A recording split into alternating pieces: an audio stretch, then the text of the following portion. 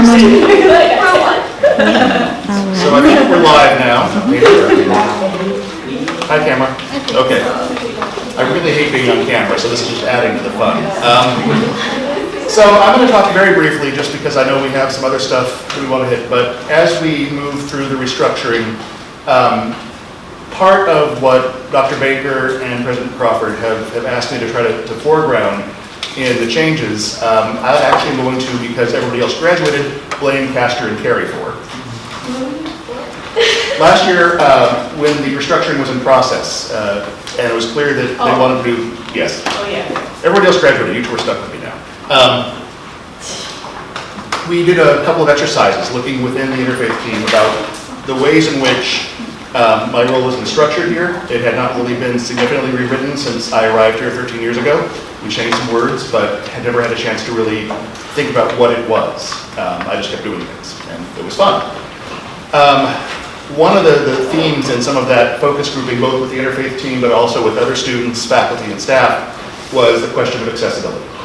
This really came visible a couple of years ago when we had a couple of major student crises, including the death of a student, in which the school realized that I'm our point person for a lot of that stuff, and I was running a lot of different things all the time that then got lost when crisis happened, or I wasn't available for crisis, to help coordinate access, support, resources, interfacing with police and fire department at times.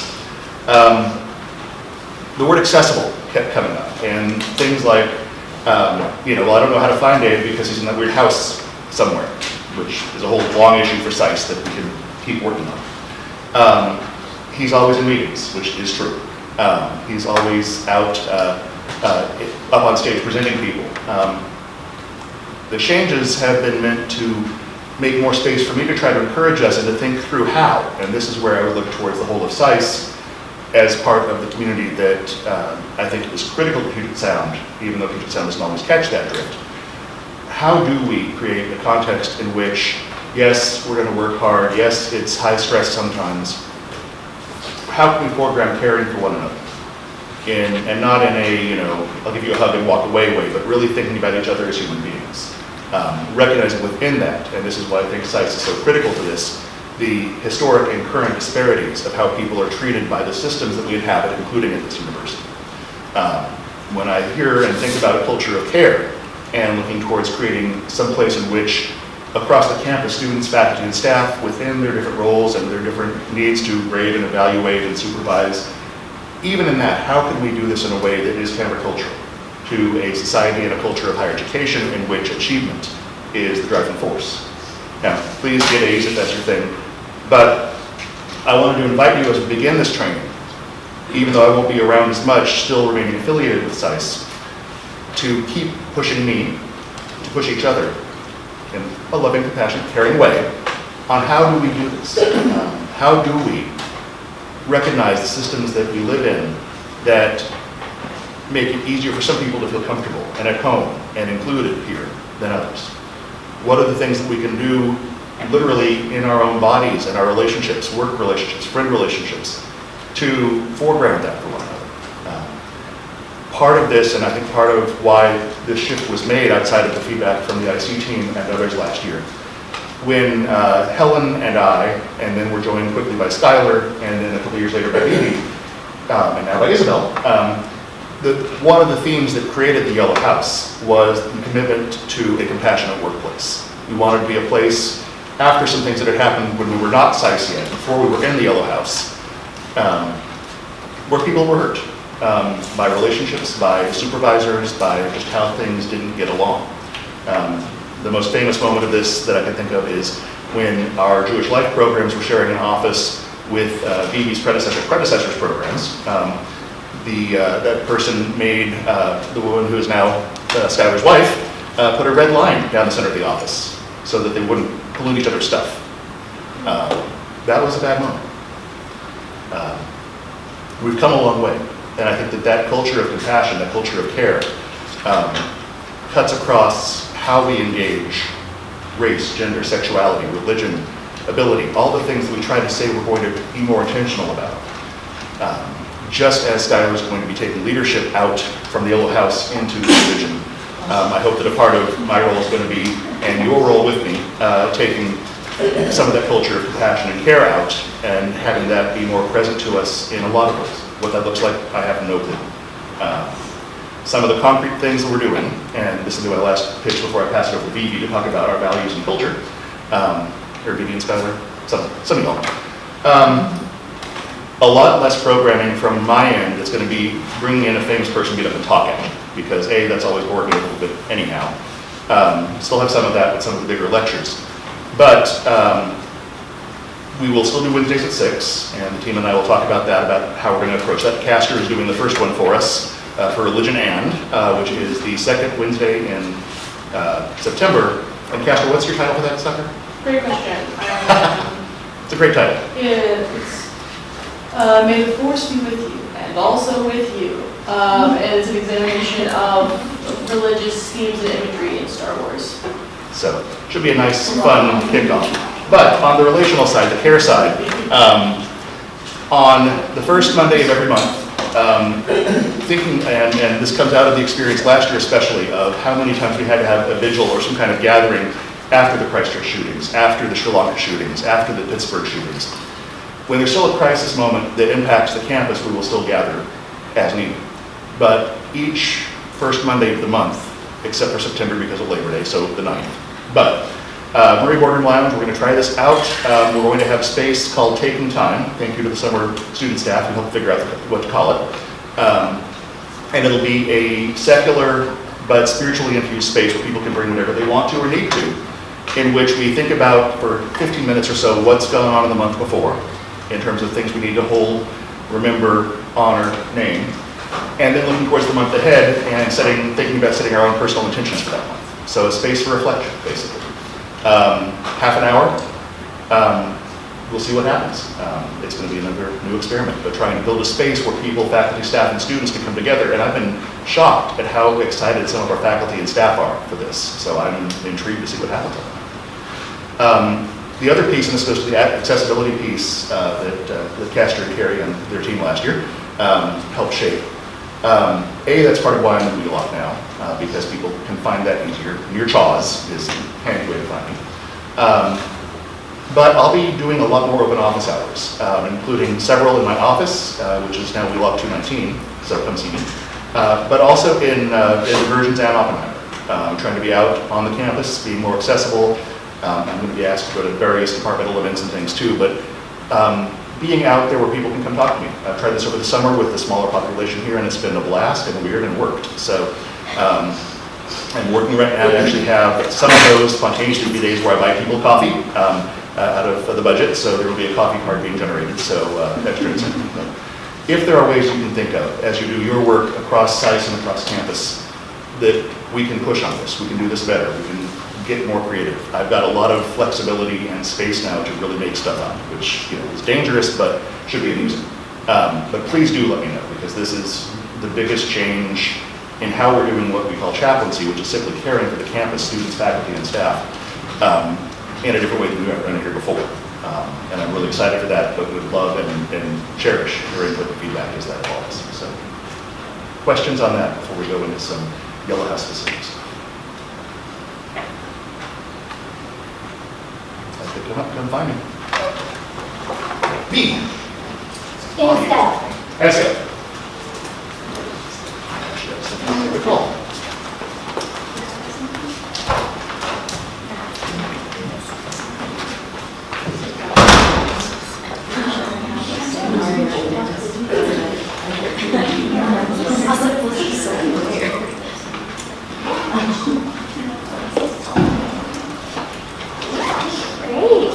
So I'm Vivi again. Just a quick summary for those of you who don't know me and my work.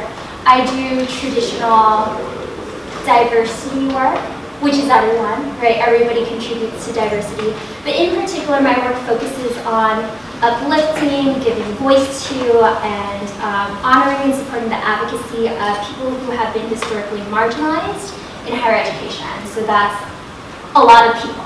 That is women, that's if you're first in your family to go to college, that's if you identify as a racial minority, gender identity, sexual orientation, all of that. within that work, there's a lot of activism, and there's different ways of being an activist, right? I fundamentally believe that there are no wrong ways to be an activist. However, I do find some ways for myself more effective than others, and so as Dave talked about, at least in our house, in the Yellow House, we really are building a community, and part of that is calling people in and inviting them to be in this advocacy, in this struggle with us, right?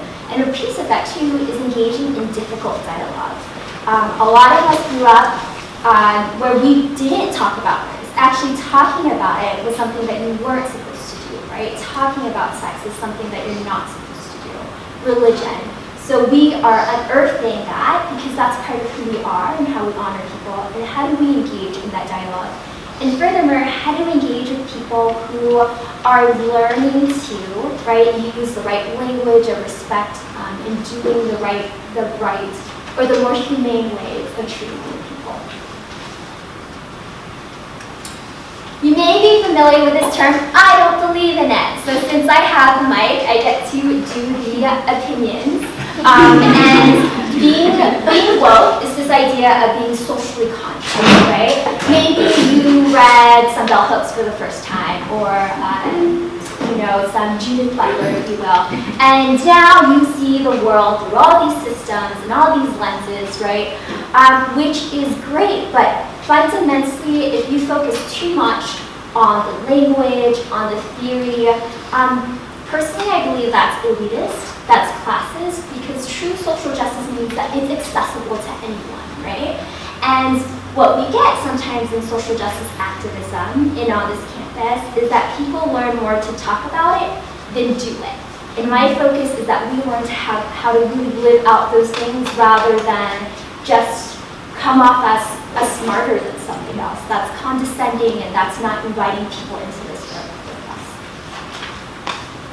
So if you're a Game of Thrones fan, somebody who doesn't know anything is Jon Snow, but he always manages to try to do the right thing, right? And his focus is always the people.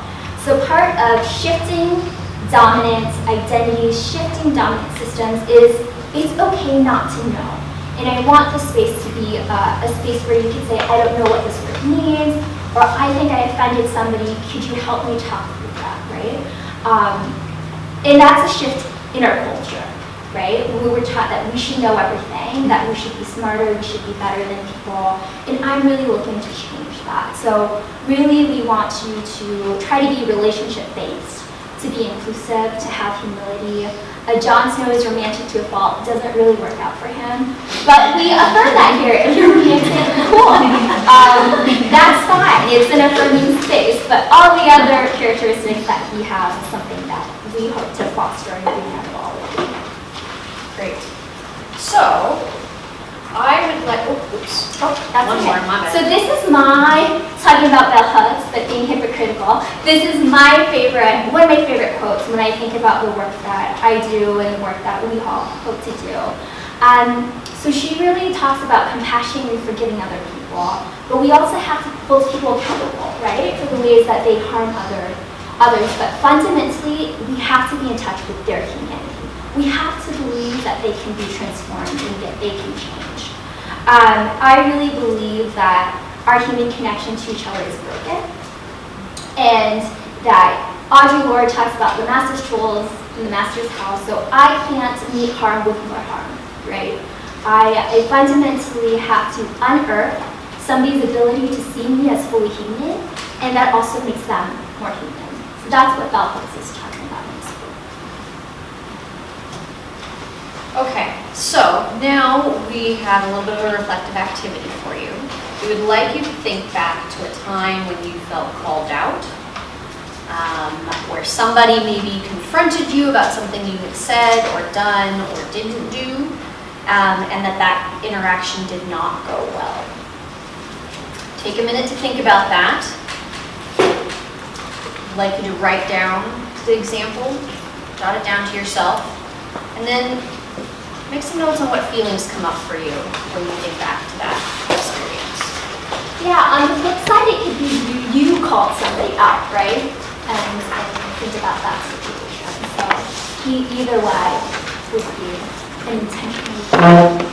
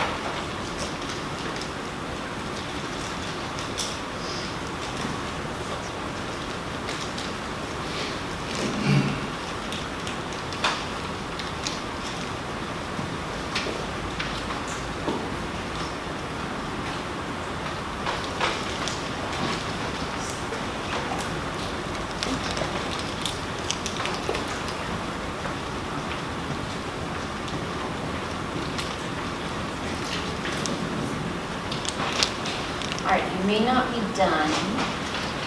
You can continue reflecting on this throughout the conversation. We're going to revisit it again at the end. So, this is sort of a comparison, if you will. And I want to be really clear before I jump into these that we are not necessarily saying that calling people out is bad. There's a time and place for both of these things. I think what we're trying to get at is what is your goal in that moment, and being aware of what that goal is will help you better decide what's going to be the most appropriate way to engage in that moment. So, call-in culture is typically hoping to create change in behavior. That's also true in call-out culture. The way you might go about that might look different, but that's one of the shared goals between the two approaches. Oftentimes you call in somebody in private, whereas calling out somebody maybe in a public setting. Again, time and place for both. Sometimes that's going to also depend on the relationship you do or do not have with the person you are either calling in or calling out. Calling in is often very intentional. It's something you've probably thought about and you're following up with that person, or you're pulling them aside in the moment to have that conversation with them, and it's going to be in person. Calling out is, again, it's going to be oftentimes more public. It's sometimes more reactive, and sometimes, and a lot of the critiques that we're starting to hear in blog posts and as people are thinking about the positives and negatives of each of these, is that sometimes it can be performative, right? Sometimes it's a little bit more about you doing the calling out than it is about the goal for the change to happen. It also, though, performative does not only mean that in this sense. Performative can also mean that it is being done because it's educating a larger group of people in a public way, right? So there's a both and around how we understand that performative nature, and you're going to want to be thinking through, if you're calling someone out, again, what is that goal? Is this more about me in this moment? Is that the most productive way to get the change to happen? Or am I calling someone out in a performative way because there's a lot more learning that can happen in this space from those who are present? Calling in is going to be compassion-based. It is based in patience and care. And again, going back to that Bell Hooks quote, it is about people's humanity and helping each other see that humanity in order, again, to create change. It is about holding people accountable. So while, as Vivi was saying, like we want to create that space where we care for each other, but part of caring for each other and helping each other along this road we're journeying together is being able to say, let's think about the impact that had. How might we do this differently? Or when you said this is the history that came with that. And doing it in a way that allows for both compassion, the patience to create space for people to grow, but not seeing that as like that we don't engage. We have to be engaging because that is the only way that we continue to grow. So there's an accountability piece there that's required and is necessary for this work, and that happens through calling people in. And then dialogue, again, so oftentimes, as a white person, I may not see the things that I do right away, right? And it's through that dialogue, it's through that back and forth when I'm being called in that I get to have that perspective opened up to me. And that's a gift. Call-out culture often treats people as sort of as they're disposable. And I want to read a quote from Ngoc Loan Tran. I probably didn't get that quite right. An activist, and this quote comes from an article where Ngoc was at a conference of people doing social justice education work. And so a lot of people in this space really trying to change the world through the work that they're doing. And in the article, a situation is described where there's a call-out moment, there are a series of call-out moments, and she's reflecting on the ways that this is sort of insidious in the communities of folks trying to do this work, and the ways that maybe there's a time and place for it, but there's also a critique of it. And the quotation is, "Mistakes in communities seeking justice and freedom don't hurt any less, but they also have the possibility for transforming the ways we build with each other for a new, better world." Right, so I think that's acknowledging two pieces of this, right? Like, as you make mistakes, it's gonna cause harm. And it's not gonna hurt any less because you work at the Yellow House, right? In fact, it might even hurt more because there's a sense of hope and trust that we are a better place than other places. We are not. We are a microcosm of everything else that goes on in the world. We are certainly trying to be better. So that hurt and pain is gonna happen.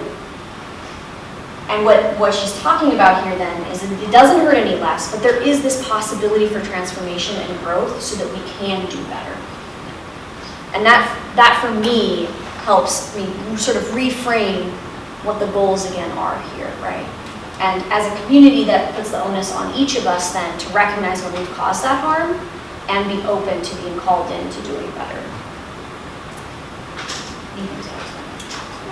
I can talk through the last one, and that call-out culture can be a process. Geller already talked about that.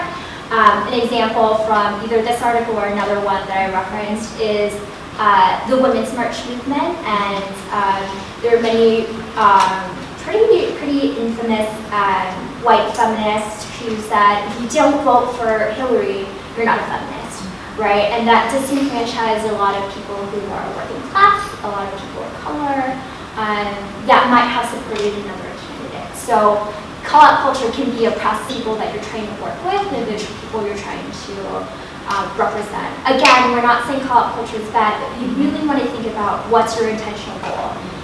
If it's a friend or a family member that you can have, again, dialogue with, call-in might be beneficial because we want to bring more people into this work community. Call-out is when something can be so harmful, so toxic that you know if it's not intervened, like think about the Me Too movement, if it's not intervened, more people are going to be hurt in very real and very traumatic ways. That's my rule on that list. Okay, so we are now going to dive into some ways that you might be able to start approaching calling people in, and what it looks like to engage in difficult conversations. So strategic questioning is a type of questioning that should lead to change, right? And the origins of this, I think, is a really good narrative in that essentially there was this British woman, her name was Fran Hebe, she went to India, and she essentially said, y'all, your river's dirty, you need to do something about it. That was offensive. People were like, who are you? You don't live here. You don't know what this river means to us. So she was like called out. And so she was like, oops, I'm asking these questions the wrong way. There's judgment behind my questions. There's this thinking that I know what's best. So she created this tool of how do we ask people more open-ended questions and getting them to really unearth their care and their compassion. Right?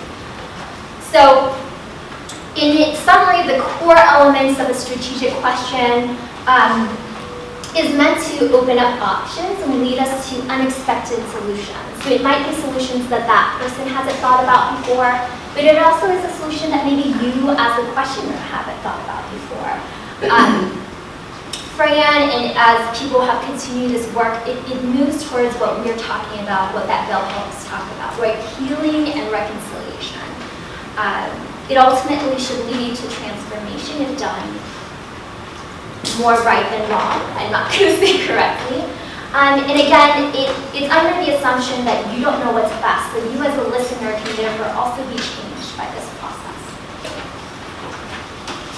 There are kind of three core themes that I pulled out. It's a very, very long article, so it's really checking your assumptions. I think that is key to this strategy, but also to the work that we do, right? The assumption oftentimes is that if you work at the Yellow House, you're woker than everybody else, right? And that is such a harmful and misplaced assumption. We are just the same as everybody else, except we are trying. We're trying to do something about it, right? And I think that's where we want to focus our efforts. You have to assume that the person that you're questioning, you have to assume that they're in a place of health, that they have the capacity to change, right? And that change comes from them. In my work, and the research shows, like, most people aren't going to go for like the most racist relative to have a conversation with, right? You want to have a conversation with the people you're like, I get what you're saying, but this is where this can be helpful. Again, you're checking your arrogance. This other person has the answers that they need. You're not trying to manipulate them to agree with you. Also, if you don't respect someone, you're not going to have a dialogue with them, right? That's where call-out culture actually shows up. When you don't respect someone, you see them as disposable, right? And you just, call-out culture can be very condescending, can be very disruptive, depending, right, again, on the toxicity of the situation. But it also can be arrogant, as Skylar talked about. And it's important to note when you're met with apathy, so somebody's like, I don't really care about this topic, does it matter to me? We'll be talking about politics tomorrow. Like, does it matter to me? Fran talks about digging a little bit deeper and asking the questions of what makes it not matter. So there are 7 key strategies or 7 key features to help shape a strategic question. The first thing is you're trying to create motion, right? You're trying to create the space for someone to evolve in their thinking, for there to be movement in their thinking. So you don't want to keep them in a place of being stuck with only the limited information that they have and the limited thought process that they have in that moment. Again, so this is where like resistance plus resistance means we get nowhere, right? So if you're coming head on, then you're just going to keep hitting like this rather than trying to create space for there to be movement through. Strategic questions create options. So this is where we're going to try to avoid, well, this is the next one, but we're going to try to avoid why questions because you want to create that openness for there to be maybe multiple ways of seeing things. Because if there are multiple ways of seeing things, then there are more options to be considered, and then that person can recognize, oh, maybe I need to actually look into each of these different options rather than staying in my one limited box. We avoid the why because it puts people on the defensive, right? And it reinforces the paradigm and thinking that they've just expressed. So instead of saying like, well, why do you think that? You can say, what other ways have you heard other people think about this? And it gives them the agency to share, and then articulating, instead of them articulating their own view again, which a why question does, it makes them articulate other possibilities. We want to avoid yes/no binaries. That ends the conversation pretty much. You give a yes or no, topic done, we move on to the next.